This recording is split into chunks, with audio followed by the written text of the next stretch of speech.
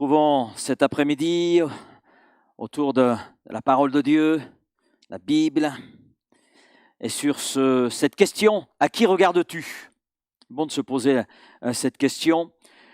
Nous sommes dotés d'une capacité, celle de voir. Nous avons deux yeux, et je dirais Dieu a bien fait les choses parce qu'il nous a donné qu'une langue, heureusement.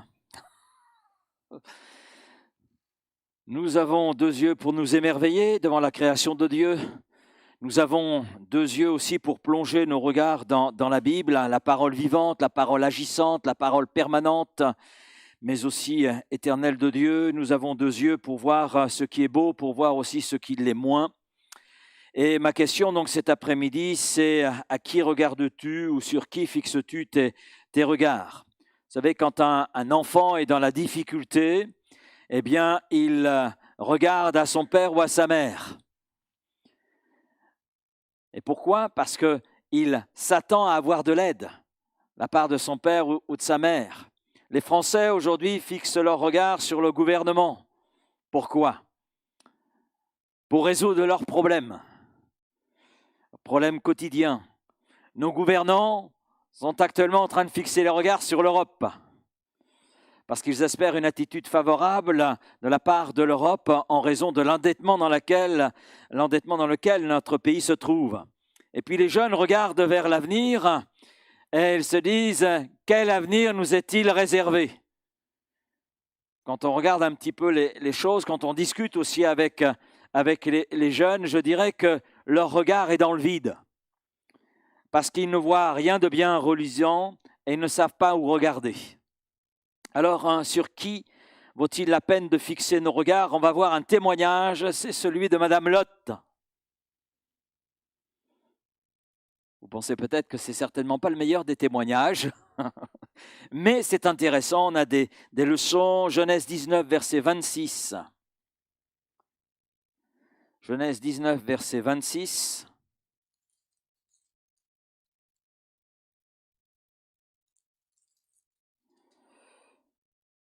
La femme de Lot regarda en arrière et elle devint une statue de sel.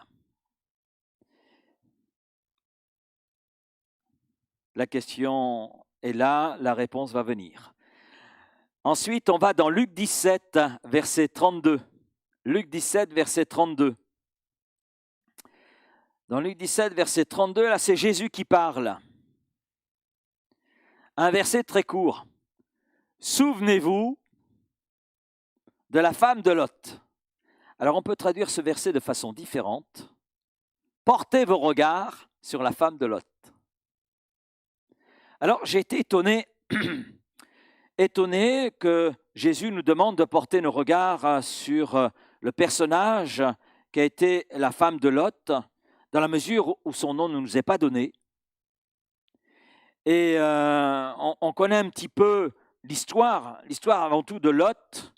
Bien sûr, il y a sa femme qui est là. Et dans le chapitre 18 du livre de la Genèse, nous voyons que Dieu s'apprête à détruire Sodome et Gomorrhe. Parce que le péché de Sodome et Gomorrhe atteint un tel niveau que ça devient intolérable. Dieu, il y a un moment qu'il n'a plus sa place sur ce territoire. Dieu a été évacué du territoire de Sodome et Gomorrhe, peut-être au nom de la laïcité ou un autre nom, mais c'est le péché qui règne sous plein de formes, plus minables les unes que les autres, c'est un peu ça. Et puis Dieu donc s'apprête à détruire cette zone géographique, Sodome et Gomorrhe, et grâce à l'intercession d'Abraham, parce qu'il y a Abraham aussi, qui est là en retrait, lui il est sur Hébron, il est là avec le tas de cailloux que lui a laissé Lot, parce que Lot, étant en conflit avec son oncle, a choisi la vallée fertile à ses yeux. Il a fixé ses regards sur ce qui était vert, mais il n'a pas vu qui habitait cette zone de Sodome et Gomorrhe.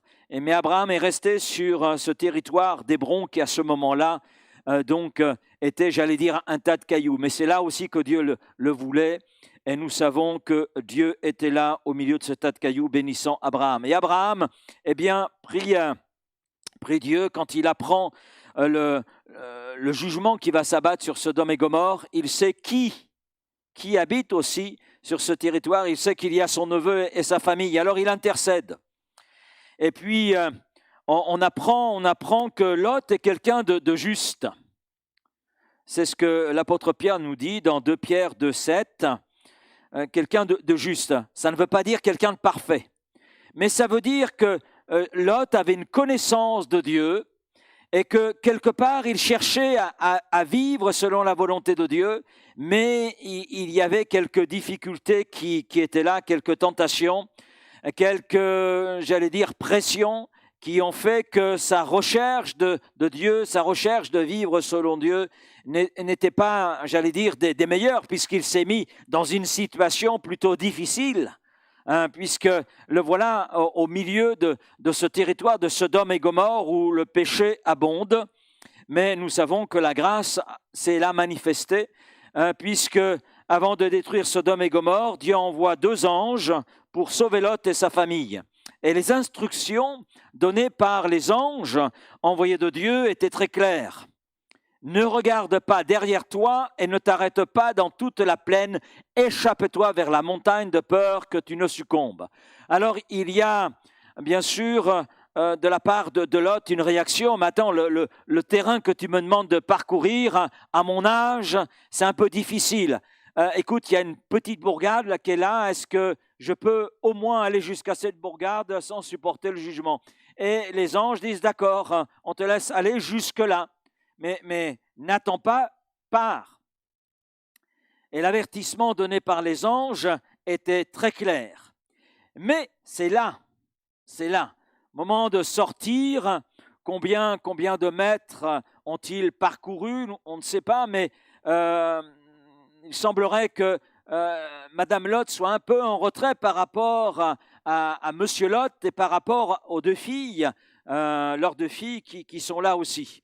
Et la femme de Lot regarda en arrière, nous dit le texte, et se transforma en statue de sel.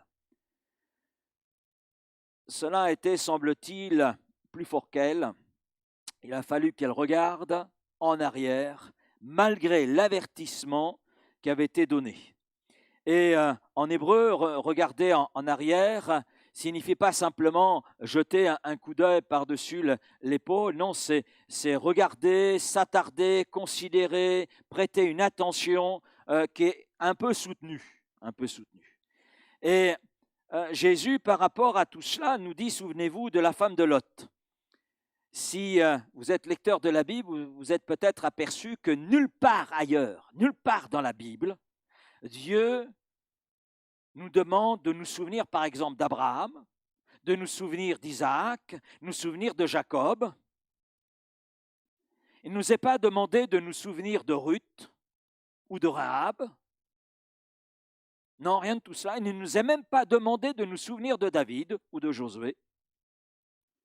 Par contre, Jésus nous demande de nous souvenir, de porter un regard attentif sur la femme de Lot. Si Jésus nous demande de porter un regard attentif sur la femme de Lot, c'est qu'il y a un enseignement essentiel à en retirer pour notre propre vie. Alors on va regarder de plus près ce que le texte nous dit concernant Madame Lot, même si on n'a pas beaucoup de détails, mais nous en avons suffisamment pour pouvoir dresser un portrait de Madame Lot. Et on va voir dans un premier temps ses privilèges. Madame Lot, elle a eu le privilège d'être mariée dans la seule famille, je trouve ça extraordinaire, dans la seule famille qui sur terre servait le seul Dieu vrai. Ce qui veut dire que Madame Lot avait un privilège vraiment particulier. Elle a vu la foi claire d'Abraham. Elle connaissait le tonton de son mari.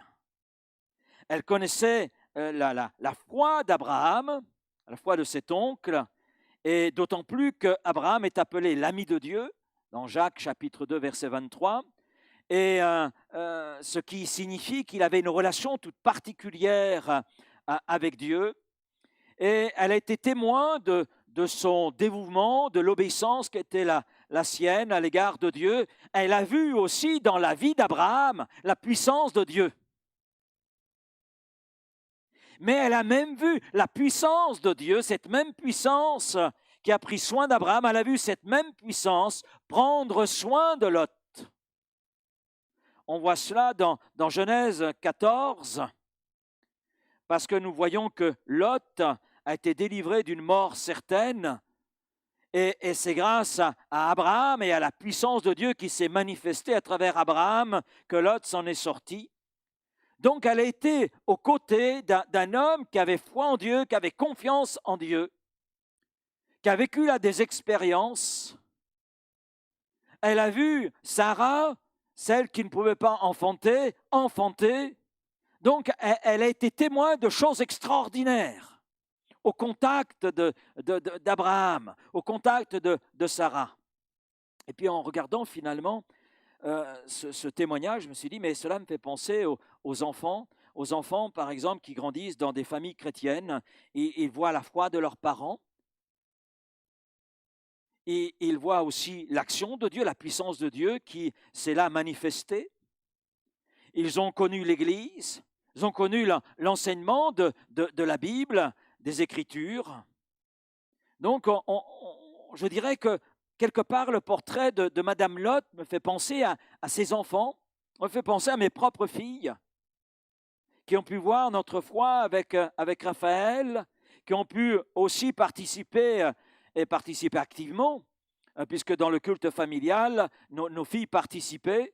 L'une jouait de la guitare, une autre était chargée, c'est un tour de rôle, donc était chargée d'apporter la méditation.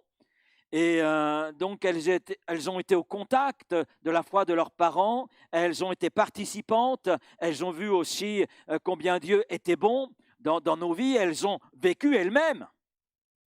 Pas simplement les parents, mais elles-mêmes, elles ont vécu des choses, des miracles dans leur propre vie. Donc, je crois qu'on peut voir cela à travers le témoignage de cette femme. Mais en regardant à Madame Lot, je pense aussi à toutes les personnes qui en savent suffisamment sur Dieu,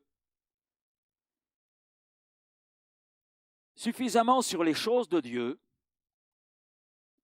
qui ont tous les éléments pour obéir à Dieu, tous les éléments pour exprimer leur foi et leur engagement vis-à-vis de Dieu, mais qui restent partagés entre ce que peut offrir la vie ici-bas et puis ce que Dieu offre.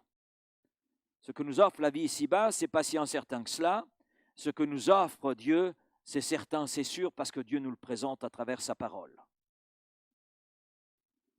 Et puis ces personnes, je dirais, à force de repousser, à force de dire on verra plus tard, on verra plus tard, on verra plus tard. Quand on dit on verra plus tard, en général, à un moment donné, il est trop tard. Et finalement, le choix de son cœur à Madame Lot, bien, l'a conduit tout droit à supporter le jugement, parce qu'elle a repoussé la main tendue de Dieu qui voulait la sauver. Et je trouve ça terrible. Mais regardons, il y a d'autres privilèges. Elle a vu la foi claire d'Abraham, l'oncle de Lot. Elle a vu aussi la foi trouble de son mari, Lot. Lot, c'est un homme qui a connu des échecs spirituels en raison de ses choix. On voit son histoire dans Genèse chapitre 13, Genèse chapitre 14. Nous le voyons d'ailleurs échanger sa tente contre une maison en ville. Mais malgré ces échecs, la Bible le qualifie comme un homme juste. Ce qui veut dire que sa femme a pu bénéficier de sa foi, même si elle était un peu trouble, même s'il a connu des échecs, néanmoins, Madame Lot a bénéficié de cette foi-là. Alors c'est intéressant parce que Lot nous révèle que finalement, ce n'est pas parce qu'on est chrétien qu'on est parfait. Nous pouvons connaître des déceptions, nous pouvons connaître des échecs, mais si nous cherchons auprès de Dieu le secours, c'est vrai que Dieu nous l'offre. Et nous voyons Dieu à plusieurs reprises avoir compassion de Lot Et cela même malgré ses mauvais choix. Et Dieu a compassion de nous, malgré nos mauvais choix. Malgré les choix que l'on peut faire, qui peuvent conduire dans une impasse, eh bien, Dieu sera capable d'ouvrir une fenêtre pour que l'on puisse passer, manifestant sa compassion, sa bonté. Et par rapport à cela, je dirais, Madame Lot, je vois par exemple en Madame Lot les conjoints qui vivent aux côtés de chrétiens et qui s'en satisfont, plus ou moins, en estimant qu'ils n'ont pas besoin de Jésus. Mais vous savez, les relations ne sauvent pas. La foi en Jésus-Christ sauve, et seulement la foi en Jésus-Christ. Et ce n'est pas parce que ma femme est chrétienne que je serai sauvé. Non, parce que le salut résulte d'une démarche individuelle, personnelle. Et c'est l'une des leçons que nous pouvons retirer de cette histoire. Le jugement a touché Madame Lot, ça n'a pas touché Monsieur Lot, parce qu'ils ont eu deux positionnements différents. Mais la foi de Monsieur Lot n'a pas sauvé Madame Lot. Non, parce que la foi, c'est personnel. Je suis personnellement concerné, premièrement. Bien sûr, la foi me conduit à avoir des responsabilités par rapport à ma femme, par rapport à mes enfants, mais cela reste personnel, une démarche personnelle. Et c'est là l'une des leçons que nous pouvons retirer de ce témoignage que nous laisse Madame Lot. Je me souviens d'un monsieur qui, son épouse était chrétienne, son épouse était fidèle, et puis je discutais avec lui, et je lui dis, mais et vous, votre engagement? Et très gentiment, il m'a dit, mais j'ai pas besoin, il y a ma femme. Et en fait, j'avais très bien compris ce qu'il voulait me dire. Et d'ailleurs, j'ai fait la remarque, mais attendez, c'est pas parce que votre femme connaît Jésus que vous êtes sauvé. Il vous faut vous faire la démarche. Mais pour lui, il restait campé dans cette position. C'est dangereux quand même, surtout quand on regarde Madame Lot. On va plus loin la concernant. Elle a eu le privilège de connaître des révélations. Et oui, quand on regarde l'histoire, c'est grâce à sa relation avec Lot, grâce à sa relation, bon, on comprend sa relation avec Lot, c'était son mari, donc grâce à sa relation avec Abraham, le tonton, elle a appris des choses sur Dieu. Et elle connaissait Dieu. Elle savait certainement qui était Dieu et comment s'approcher de lui, puisqu'elle a vu le témoignage d'Abraham et elle a vu aussi le témoignage de son mari. Pourtant, et c'est ce qui est quelque part terrible, elle n'a jamais donné suite à la connaissance qu'elle avait pu acquérir de Dieu. Et combien de personnes viennent à l'église, s'assiedent même à l'église, savent qui est Dieu, comment venir à lui, ont la connaissance suffisante pour faire la démarche, mais demeurent sur leur chaise. Je trouve ça terrible. Ils n'agissent pas en fonction de ce qu'ils connaissent, ils restent sur leur position. Oui, il est nécessaire que la connaissance qu'on peut avoir de Dieu passe de la tête au cœur. Il y a quelques centimètres, mais c'est quelquefois des centimètres difficiles à franchir. Et oui, il faut que ces centimètres se franchissent afin que l'âme puisse accéder au salut. Et combien de gens connaissent Jean 3,16 ? Vous connaissez Jean 3,16 ? Car Dieu a tant aimé le monde. La suite. Afin que quiconque croit en lui ne périsse pas à cause du péché, mais accède à la vie éternelle. Donc, combien de gens connaissent des versets de l'Écriture, des versets essentiels, mais agir en fonction de ces passages, ça devient difficile. Là, il y a comme un obstacle. Et pourtant, c'est en fonction de cette action, cette connaissance de ces passages que l'on va accéder au salut. Car Dieu a tant aimé le monde, je le sais. Oui, mais qu'est-ce que tu attends pour bouger ? Parce que dans le monde, il y a ton nom. Ah, il y a aussi Laurent. Oui, bouge-toi, Laurent. Place ta foi dans ce Dieu qui t'aime et qui a fait tout le nécessaire en Jésus-Christ. J'ai le souvenir d'un homme dont l'épouse était chrétienne depuis des années. Et cet homme l'accompagnait pour toutes les réunions. La sœur était là, il y avait toujours son mari. Avant que j'arrive d'ailleurs dans cette église, il venait déjà. Donc, et je crois d'ailleurs qu'il connaissait tous les pasteurs qui s'étaient succédés. Et parce qu'il m'a parlé de pasteurs que je connaissais, que j'avais connus, et il les avait même invités chez lui à manger, etc. Donc, oui, parce qu'à un moment donné, il y avait des réunions qui se faisaient chez lui, voilà, auxquelles il participait. Mais c'était sa femme qui avait ouvert la maison, lui était d'accord. Et bien sûr, je visitais ce couple, et lors de mes visites, eh bien, cet homme me posait des questions. Il exprimait une connaissance de Dieu, une connaissance aussi des textes bibliques. C'est un homme qui avait une intelligence certaine. Mais cet homme en restait avec, j'allais dire, avec une connaissance intellectuelle des choses de Dieu. Et durant les années où je l'ai suivi, où j'ai suivi son épouse, où j'ai visité, parlé avec eux à l'église, etc., eh bien, durant toutes ces années, je ne l'ai pas vu s'engager avec Christ. Et je ne connais pas la suite. Je sais que la sœur est décédée, je ne sais pas si lui est décédé, mais je trouvais ça terrible et je lui disais, je dis, mais vous allez vous bouger? Alors quand je disais ça, il n'aimait pas trop. Et il savait, intellectuellement, il savait.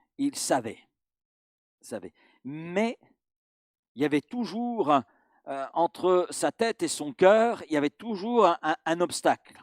Toujours quelque chose qui faisait obstacle. Madame Lot, j'en reviens à elle était consciente, elle connaissait Dieu, mais elle était consciente de la destruction qui allait intervenir. Dieu l'avait même honorée. Alors là, vraiment, s'il y en a une qui est inexcusable, c'est vraiment Madame Lot. Alors non seulement elle est au contact d'Abraham, l'ami de Dieu, elle est au contact d'un homme, Lot, son mari. Bon, il y avait peut-être une foi trouble, mais il avait la foi, il est quand même appelé le juste. Et elle a une connaissance de Dieu, elle était témoin de miracles, même dans son propre couple, mais en plus, elle est visitée par des anges. Les anges ne sont pas allés chez le voisin, mais chez elle. 2 anges. Waouh! Vous avez déjà été visité par des anges? Vous en avez vu sonner à votre porte? Je pense que ça doit être impressionnant. C'est impressionnant. Et elle les a vus, elle les a entendus. Et elle voit 2 anges arriver chez elle, dring, dring. Nous venons avec un télégramme de la part de Dieu. Dieu va détruire Sodome et Gomorrhe. Elle entend l'annonce, elle entend l'avertissement. Bien sûr, il n'y a pas qu'elle, il y a son mari qui entend, il y a sa famille. Elle entend parler du jugement qui est imminent, qui va s'abattre sur Sodome et Gomorrhe. Et malgré la venue des anges, malgré l'avertissement qui est donné, qui est clair, malgré tout ce qu'elle savait, cela ne semblait pas la déranger. Cela ne semblait pas la gêner. Et ce que je trouve terrible dans cette histoire, c'est en fait qu'elle a fait un petit bout de chemin. Oui, elle a fait un petit bout de chemin. Elle est sortie de Sodome et Gomorrhe, mais pas entièrement sortie. Parce qu'une partie de son cœur était encore à Sodome. Et c'est ce qui l'a perdu d'ailleurs. Combien de personnes sont au courant des choses à venir? Du jugement qui va s'abattre sur ce monde et qui arrive. Pourtant, les gens ne fuient pas vers Jésus. Ne fuient pas vers Jésus pour trouver refuge. Des personnes prennent les choses à la rigolade, un petit peu comme les gendres de Lot. quand ils ont entendu les choses, et ils ont cru que Lot plaisantait. Il y a des gens qui sont, j'allais dire, dans la même disposition. Ils pensent que la Bible, c'est une plaisanterie. Ce qui est écrit, c'est plaisanterie. Non, Jésus n'est pas une plaisanterie. Son retour, avec tout ce que cela veut dire, n'est pas une blague. C'est du sérieux. Et c'est très sérieux. Et dans la mesure où tout ce qui a été annoncé concernant la première venue de Jésus s'est accompli au détail près, nous pouvons avoir confiance que pour la seconde venue de Jésus, les choses vont s'accomplir au détail près. Parce qu'en Jésus, tout est sérieux. Et puis des personnes, comme la femme de Lot, savent qu'un jugement arrive avec le retour de Jésus-Christ, mais cela ne leur fait rien. On continue de vivre comme si de rien n'était. Je continue avec Madame Lot. Elle a eu le privilège d'assumer sa responsabilité. Oui, parce qu'on a une femme qui connaissait les faits et à qui on a donné toutes les chances d'agir en conséquence. On lui a donné la chance de changer, on lui a donné la chance de croire, on lui a donné la chance de connaître le salut, et pourtant elle a gaspillé toutes ses chances et elle est morte sans Dieu. Et mourir sans Dieu, ça s'appelle la mort éternelle. Et c'est terrible. Et pourtant, elle a eu toutes les chances pour faire tout le nécessaire. Jusqu'à 2 anges qui viennent. Et pourtant, ça n'a pas été plus loin. Alors, la question a été posée en introduction, donc j'y viens. Après ces privilèges, on va voir ces problèmes. En fait, pourquoi Madame Lot a-t-elle regardé en arrière? Et je dirais qu'il y a 3 problèmes qui apparaissent, à mon avis. 3 problèmes. Dans ma lecture, ma compréhension du texte, c'est cela. Madame Lot a un premier problème, c'est un problème de foi, F-O-I. Son problème de foi, c'est l'incrédulité. Oui, elle est atteinte d'une maladie de foi, au niveau de sa foi, qui est l'incrédulité. Elle a regardé en arrière parce qu'elle ne croyait pas que Dieu allait faire ce qu'il avait dit. Elle pensait que Dieu bluffait. Malheureusement, les gens sont comme elle, sont atteints dans leur foi, FOI, de la même maladie, l'incrédulité. Les gens pensent comme Madame Lot, ce que Dieu dit, c'est du bluff, il ne le fera pas. Je me souviens de quelqu'un qui m'a dit un jour sur un stand biblique, mais de toute façon, comme Dieu est amour, tout le monde va être sauvé. Alors j'ai demandé à ce monsieur de me donner le texte. Où avez-vous lu ça? Je sais qu'il y a la chanson, nous irons tous au paradis, mais c'est une chanson inspirée par un homme et pas inspirée par Dieu. D'autant plus que l'enseignement biblique va à l'opposé. Seulement la foi en Jésus-Christ nous conduit au salut et nous permet d'entrer dans la gloire de Dieu. Donc Dieu ne bluffe pas, ce qu'il dit, il l'accomplit, que la lumière soit, la lumière fut. Lorsqu'il dit que tous les hommes sont pécheurs et qu'à cause du péché, ils sont privés de sa présence, Dieu ne plaisante pas. Si Dieu avait plaisanté, il n'aurait jamais envoyé son Fils Jésus-Christ. Et nous voyons que ce n'est pas du bluff, ce n'est pas une plaisanterie. Lorsqu'il dit que Jésus, son Fils unique, a donné sa vie pour notre pardon et nous offrir la réconciliation, Dieu ne plaisante pas, il ne bluffe pas. Lorsque Dieu dit qu'il est réservé aux hommes de mourir une seule fois, après quoi vient le jugement, là encore, Dieu ne bluffe pas. Ce qu'il dit est vrai. Tout ce que Dieu dit dans sa parole est sérieux et c'est vrai. Et Jésus dira, ta parole est la vérité.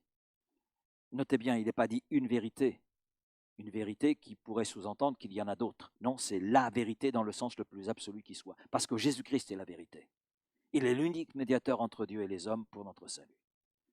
Donc le premier problème, c'est un problème avec sa foi, qui est atteinte d'une maladie qu'est l'incrédulité. Combien d'hommes et de femmes ont ce même problème et pensent comme Madame Lot. Elle a un autre problème, c'est un problème de vision, un problème de vue. Sa vision est atteinte d'une maladie qui est la désobéissance. Désobéissance. Elle, comme tous les autres, avait reçu l'ordre de ne pas regarder en arrière. Quand je dis tous les autres, c'est Lot, les filles de Lot, mais les gendres aussi, mais les gendres n'ont pas bougé puisqu'ils ont cru que c'était une plaisanterie. Donc, elle avait reçu l'ordre de ne pas regarder en arrière, elle avait entendu les choses, c'était clairement exprimé, mais quelque chose en elle l'a poussée à se retourner et à désobéir à l'ordre donné. Et le problème avec la femme de Lot était qu'elle avait les yeux fixés sur les mauvaises choses. Elle a regardé en arrière vers une vie perdue, vers un style de vie qu'elle était en train de perdre, vers une ville qu'elle perdait. Peut-être qu'elle perdait même ses copines.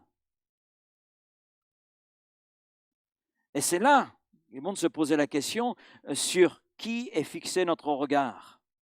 Parce que le plan de Dieu tel qu'il est exposé dans sa parole est un plan parfait. Ce que Dieu a conçu à travers Jésus-Christ est parfait. Et ceux qui suivent le plan de Dieu bénéficient des bénédictions de Dieu et bénéficient de sa paix. C'est ce que nous apprenons. Venez à moi, vous tous qui êtes fatigués et chargés, je vous donnerai du repos. Donc nous avons tout le nécessaire en Jésus-Christ. Ça, c'est le plan de Dieu. Dieu, à travers Jésus-Christ, nous révèle son plan.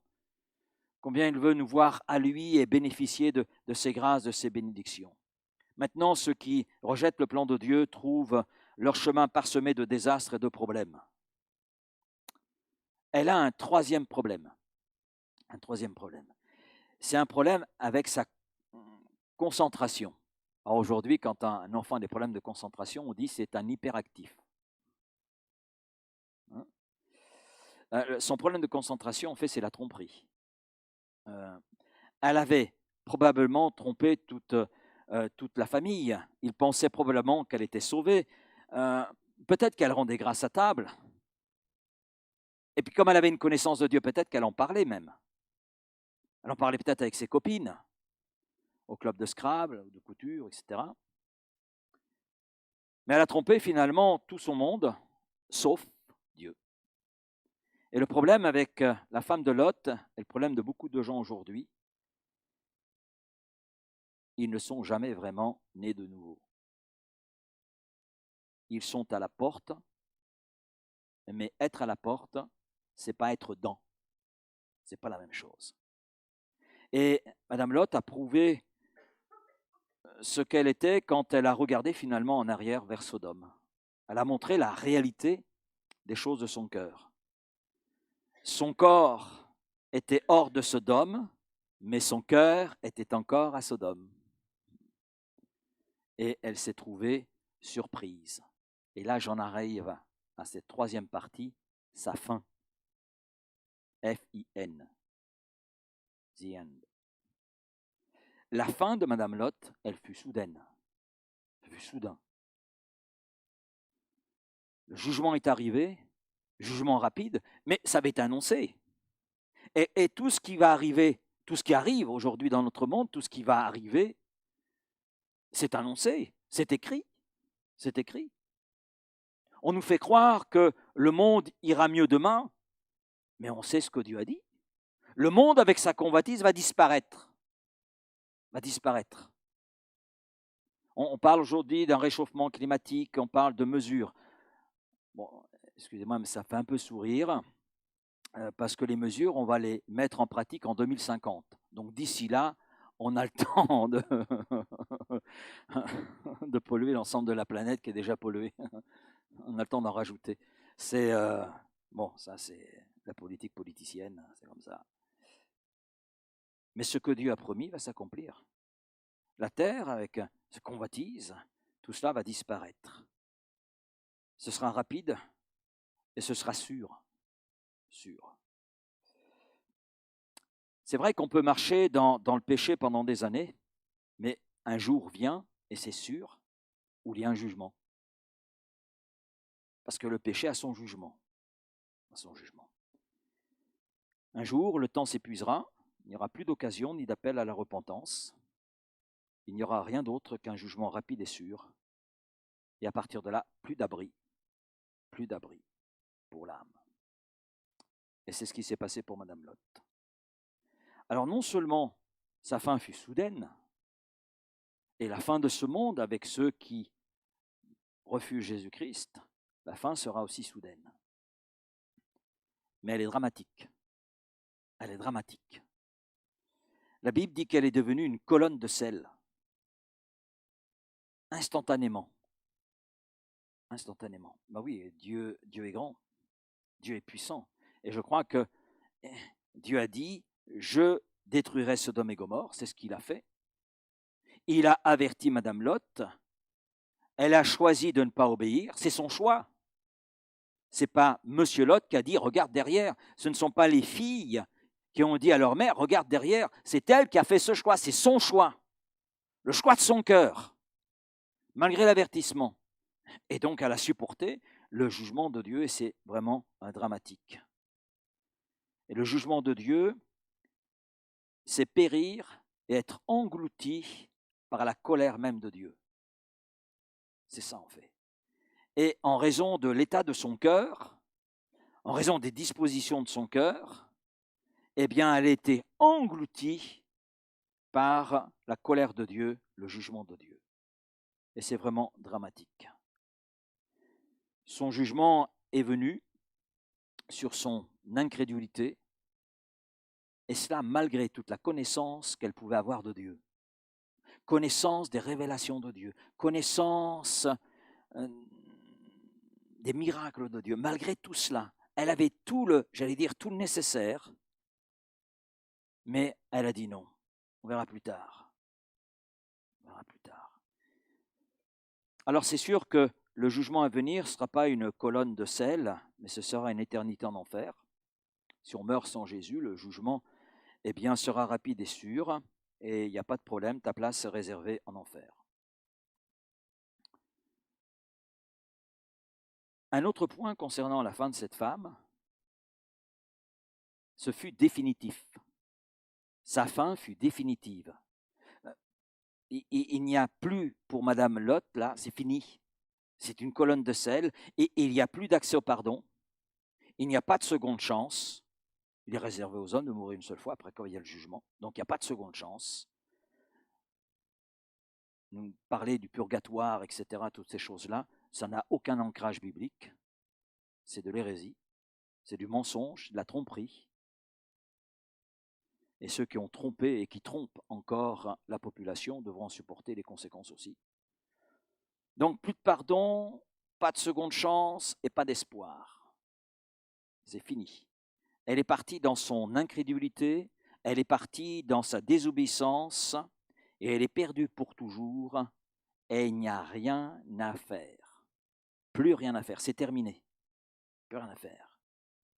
Quand le temps est écoulé, eh bien, il n'y a plus rien à faire. C'est trop tard. C'est trop tard. Il n'y a plus d'opportunité après la mort. À partir du moment où le jugement de Dieu s'exprime, il n'y a plus, je ne dis pas que la mort est jugement de Dieu, attention. Je dis à partir du moment où la mort intervient, il n'y a plus de seconde chance, j'allais dire, notre destinée éternelle, c'est déjà acquis. Parce que c'est maintenant. Et on comprend cette parole de l'Écriture, maintenant est un jour de salut. Madame Lot a entendu cela, mais on repousse. Et puis elle s'est habituée. Elle s'est habituée à parler de Dieu, elle s'est habituée avec les choses de Dieu, elle s'est même habituée peut-être même à prier. Elle s'est peut-être habituée à témoigner, à parler ah ouais, Abraham, oh là là, mais Sarah, elle arrivait à 100 ans, elle ne pouvait pas enfanter, et j'ai vu la puissance de Dieu se manifester pour elle et lui donner un enfant. Elle pouvait même raconter cela, peut-être à ses copines. Mais là, c'est terminé pour elle, définitif. Il n'y a plus rien, plus rien. Tout est réglé. C'est terrible, hein? Et son histoire s'arrête là d'ailleurs. S'arrête là. Et nous devons nous souvenir de la femme de Lot cet après-midi. Non pas pour revivre une histoire douloureuse, vieille de plusieurs siècles, mais pour nous rappeler que cette vie que nous vivons est courte. Elle ne dure pas longtemps. Hein. Elle ne dure pas longtemps. Maximum 120 ans. Et encore. Et encore. Moi, si le Seigneur me donne 120 ans, ok, mais je veux toute ma tête. Ouais. Je ne veux pas être le doyen de l'humanité sans ma tête. Voilà. Oui, la vie est courte. Et c'est là qu'il est important de regarder dans la bonne direction et vers la bonne personne. Et c'est pour cela que Jésus nous dit, souvenez-vous de la femme de Lot. Se souvenir qu'elle a raté toutes les opportunités que Dieu lui a données. Elle a tout raté. Tout raté.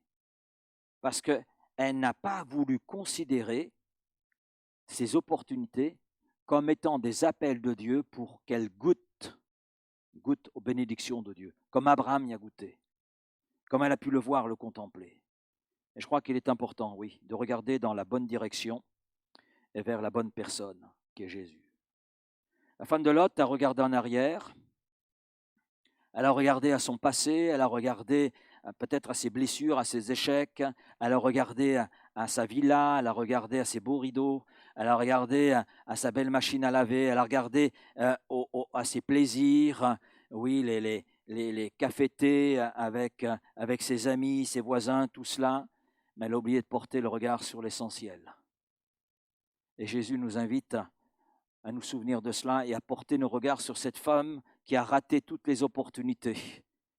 Et en fixant nos regards sur cette femme, finalement, Jésus nous permet de fixer les regards sur l'essentiel, sur ce que cette femme a raté. Et Dieu nous dit, ne rate pas les opportunités que je te donne. Ne les rate pas. Souviens-toi de cette femme, souviens-toi de toutes les opportunités qu'elle a ratées et souviens-toi de sa fin, parce que toi, ta fin peut être autre que la fin de cette femme. Et ça, c'est un message d'espoir. Parce que Jésus est l'unique médiateur entre Dieu et les hommes. Et Jésus nous invite à venir à lui, nous invite à nous donner à lui, à nous engager avec lui. Alors puissiez-vous porter vos regards dans la bonne direction. Et Jésus, c'est la bonne direction, c'est la meilleure qui soit. Père, merci pour ta parole cet après-midi. Et je te prie vraiment que personne n'imite le témoignage de Madame Lot. Tu nous invites à nous souvenir de la femme de Lot. Et Seigneur, nous avons effectivement fixé nos regards sur ce qu'elle a été et sur toutes les opportunités que tu lui as offertes pour que sa vie connaisse une transformation et qu'elle puisse envisager son éternité sous un autre angle que celui sous lequel elle l'avait envisagé. Mais Seigneur, elle a passé outre toutes ces opportunités. Combien cela est triste. Et personne n'est responsable de sa fin. Elle est seule responsable de la fin qui a été la sienne. Parce que tu avais tout donné, en plus tu l'avais averti. Alors Seigneur Père, c'est vrai aussi, aujourd'hui tu nous donnes des opportunités. Tu donnes aux hommes des opportunités de ne pas ressembler à cette femme. Et pourtant, on retrouve les mêmes attitudes, les mêmes problèmes que ceux que pouvait avoir Madame Lot. Mais je te prie peut-être pour celui ou celle qui nous écoute, qu'il y ait une connaissance de Dieu, connaissance des révélations de Dieu, connaissance du plan de Dieu, mais qui n'a pas encore fait le nécessaire. Seigneur, que cette âme ne tarde pas, mais qu'elle puisse s'engager, entrer sur le terrain de la foi et devenir amie de Dieu, comme Abraham le fut. Et cela passe par Jésus-Christ. Et je te prie pour celui ou celle qui est au milieu de nous, n'a pas encore fait cette démarche, que là aussi, il y ait une telle démarche, Seigneur. Et que cette âme ne ressemble pas à Madame Lot, que ce ne soit pas une Madame Lot bis, mais que ce soit une âme née de nouveau, bénéficiant de cette espérance qu'est celle de la vie éternelle. Merci Père pour tout ce que tu veux faire, tout ce que tu veux accomplir dans ta grâce. Amen. Amen. Amen.